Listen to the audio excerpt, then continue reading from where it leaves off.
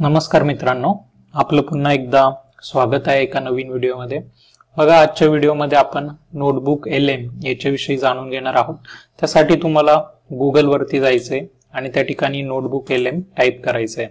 त्याच्यानंतर बघा, तुम्हाला या ठिकाणी Google notebook LM note taking and research assistant असं त्या ठिकाणी दिसेल, त्याच्यावरती क्लिक करायचंय। त्याच्यानंतर बघा, या ठिकाणी ट्राय नोटबुक LM त्याच्यावरती क्लिक करायचंय। या ठिकाणी मी ते आधी ट्राय केलेलं आहे। चाइल्ड डेव्हलपमेंट ग्रोथ केअर याची एक मी नोट बनवलेली आहे। तुम्हाला त्या ठिकाणी क्रिएट न्यू ऑप्शन येईल, त्याच्यावरती तुम्ही क्लिक करायचं आणि याचा उपयोग कसा करायचा बघा। आता चाइल्ड डेव्हलपमेंटचं मी काय केलेलं, इथे तुम्ही बघू शकतात बाल विकास PDF दिसते। तर खाली तुम्हाला इकडे ऑप्शन असतं अपलोड करण्याचं। तुम्हाला मी एक करून दाखवतो, एक मिनिट मित्रांनो। हे बघा, इथे तुम्ही क्रिएट न्यू वरती गेले की इथे अपलोड सोर्स नावाचं ऑप्शन असतं।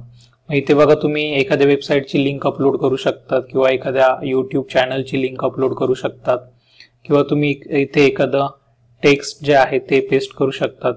गुगल डॉक्युमेंट तुम्ही अपलोड करू शकतात, गुगल स्लाइड या ठिकाणी तुम्ही अपलोड करू शकतात।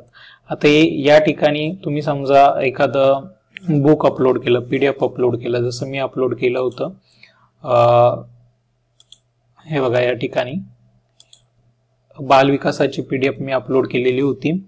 काही सेकंद हे वेळ घेतं, ते जे बुक आहे ते पूर्ण अॅनालाइज करतं आणि ते बुक कशाविषयी आहे त्याची संपूर्ण माहिती ते या ठिकाणी देतं। बघा, तुम्ही ते बघू शकतात की बाल विकास हे पुस्तक बाल विकासाच्या संकल्पना आणि जन्मपूर्व विकासाचे टप्पे याच्याविषयी आहे। म्हणजे सगळी जी डिटेल माहिती आहे बुक विषयी ती या ठिकाणी दिलेली आहे। त्याचप्रमाणे बघा, त्या बुकची समरी सुद्धा माइंड मॅपच्या स्वरूपामध्ये या ठिकाणी दिलेली आहे। इकडे तुम्ही बघू शकता, असं तुम्हाला माइंड मॅप त्या ठिकाणी भेटेल। बघा, बाल विकास आणि बाल विकासामध्ये मग कुठले कुठले मुद्दे आहेत, बाल विकास परिचय, विकासाची तत्वे, प्रजनन संस्था, नवजात अवस्था, अर्भकावस्था, बोधात्मक व भाषा विकास, हे सगळं तुम्हाला त्या ठिकाणी बघायला भेटेल। आता बाल विकासामध्ये तुम्हाला अजून बघायचं तर बघा, बाल विकासामध्ये बाल विकासाची अर्थ व व्याख्या, उद्दिष्ट आणि व्याप्ती हे दिलेलं आहे। मग काय आहे बाल विकासाचं उद्दिष्ट, तर बघा, बाल विकासाचा सर्वांगीण अभ्यास करणे, विकास अवस्थांशी परिचित होणे, विकासावर परिणाम करणारे घटक समजणे आणि प्रौढ व्यक्तींची भूमिका समजणे। म्हणजे तुम्हाला जी समरी आहे, म्हणजे कमी वेळात जर तुम्हाला जास्तीत जास्त अभ्यास करायचा असेल तर तुम्ही ही जी वेबसाईट आहे नोटबुक LM तिचा उपयोग करू शकतात आणि कमी कालावधीमध्ये तुम्ही अधिकाधिक अभ्यास करू शकतात। या ठिकाणी तुम्हाला छान अशा नोट सुद्धा त्या ठिकाणी भेटून जातील। आता बाल विकासाची व्याप्ती, त्याचे सगळे घटक या ठिकाणी दिलेले आहेत।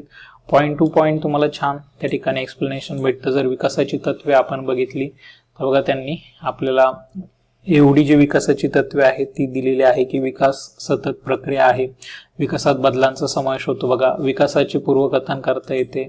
मग कसं, तर मस्तकानुवर्ती क्रम आणि अक्षावर्ती क्रम यांच्या मदतीने आपल्याला विकासाचं पूर्वकथन करता येतं। विकास ही परिपक्वन व अध्ययनाची निष्पत्ती आहे। वाढ व विकासावर बघा परिणाम करणारे घटक, तर सगळे घटक वाढ आणि विकासावर परिणाम करणारे तुम्हाला या ठिकाणी दिलेले आहे।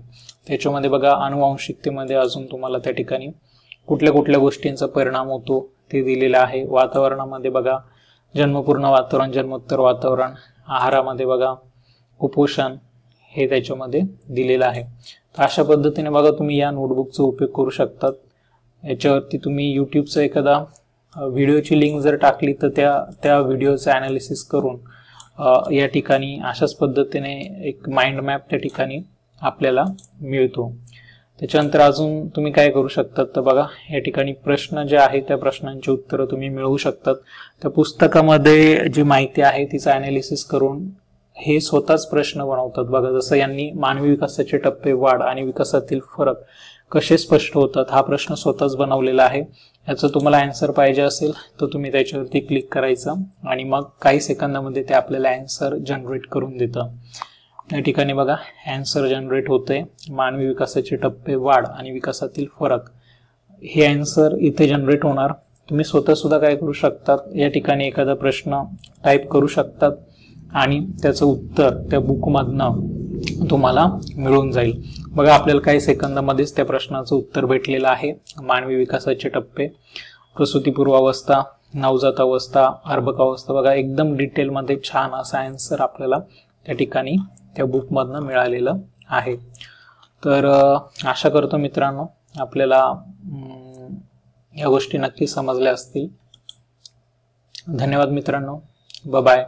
Take care. Have a nice day.